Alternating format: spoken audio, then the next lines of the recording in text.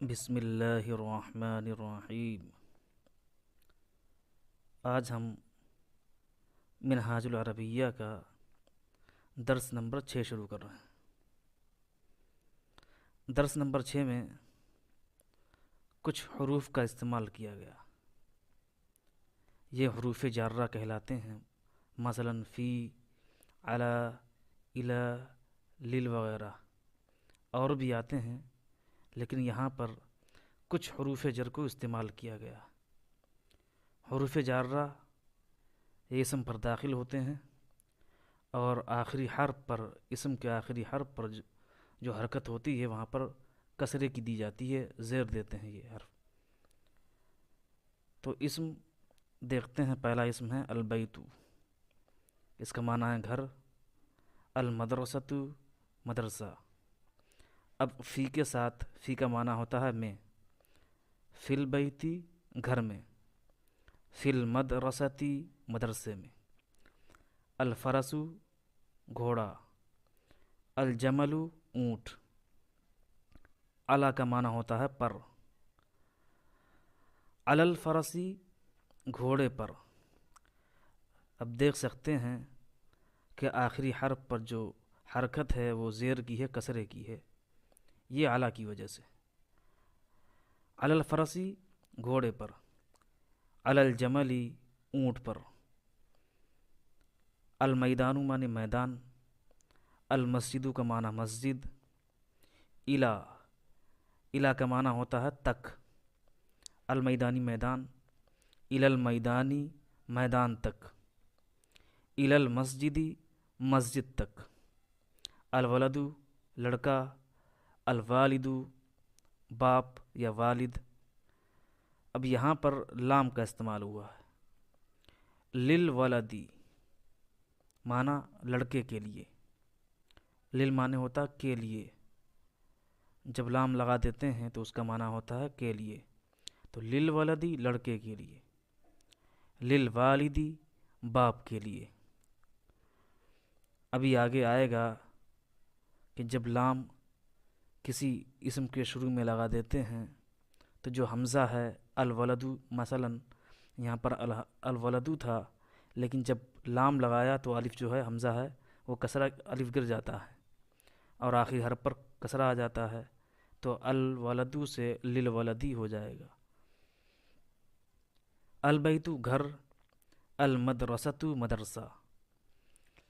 من معنی ہوتا ہے سے۔ من البیتی، گھر سے۔ من المدرستی، مدرسے سے۔ فی القرآنی، قرآن میں۔ من اللہ، اللہ سے۔ من البیتی، گھر سے۔ الی المسجدی، مسجد تک۔ الی المیدانی، میدان تک۔ فی اللعبی، کھیل میں۔ للہ، اللہ کے لیے۔ للولدی، لڑکے کے لیے۔ علی الوالدی، باپ پر۔ یہ سبق ہوا۔ اب ایک نوٹ دے رہے ہیں کہ لام لگانے کی کافی مشق کرائی جائے۔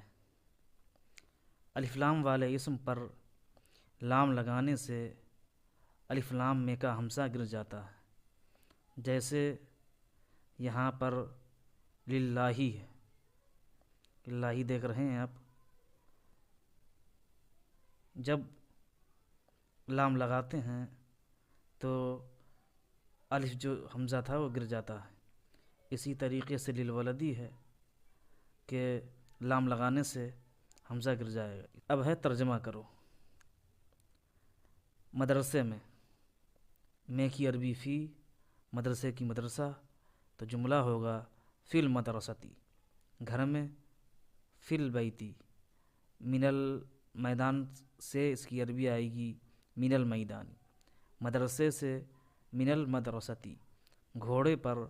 علی الفرسی، اونٹ پر۔ علی الجملی، علم کے لیے۔ للعلمی، دین کے لیے۔ للدینی، گھر تک۔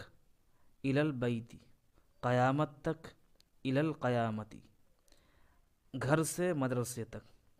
گھر کی عربی البیت، مدرسے کی عربی مدرسہ، اور سے کی عربی آئے گی من، تک کی عربی آئے گی الا، تو پورا جملہ بنے گا من البیتی الی المدرستی، گدھا، الحمارو، چھوٹے سے بڑے تک، چھوٹے کی عربی صغیر، بڑے کی عربی کبیر، من الصغیری الی الکبیری، اول سے آخر تک، اول کی عربی اول ہی آتی ہے اور آخر کی عربی آخر ہی آتی ہے، تو من الاولی الی الآخری، درخت پر، علی الشجری، کھیل میں، فی اللعبی، پھول، الزہرو، کھیل کے لیے، للعبی، بندر، اس کی عربی آئے گی القردو، کتا، الکلبو، اللہ پر، علی اللہ،